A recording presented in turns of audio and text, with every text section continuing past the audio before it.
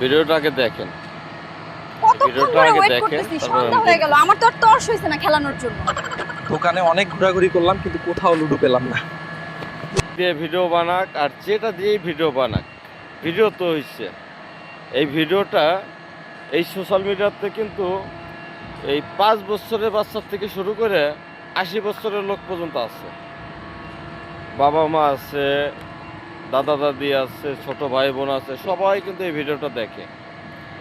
তা আমরা এমন কোনো কাজ করব না যে কাজের জন্য আমাদের যুব সমাজটা নষ্ট হয়ে যাক।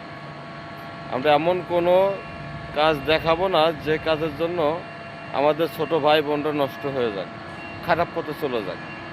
এটাতে আমাদের কি শিক্ষা নিয়ে ভিডিওটা আছে বলেন? এটাতে কি বুঝাইছেন?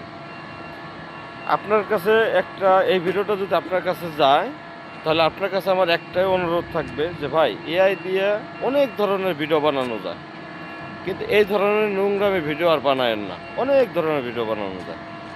আপনি একজন খুবই ভদ্রলোক, ভালো মানুষ, আমরাও চাই আপনার কাছ থেকে ভালো কিছু আশা করতে। আপনি ভালো একটা শিক্ষণীয় ভিডিও বানাইতে পারতেন, ফানি ভিডিও বানাইতে পারতেন, কিন্তু এই ধরনের ভিডিওটা বানানো আপনার একদমই উচিত হয় না। আশা করি বুঝতে পারছেন। ভালো থাকবেন, সুস্থ থাকবেন। আল্লাহ হাফিজ।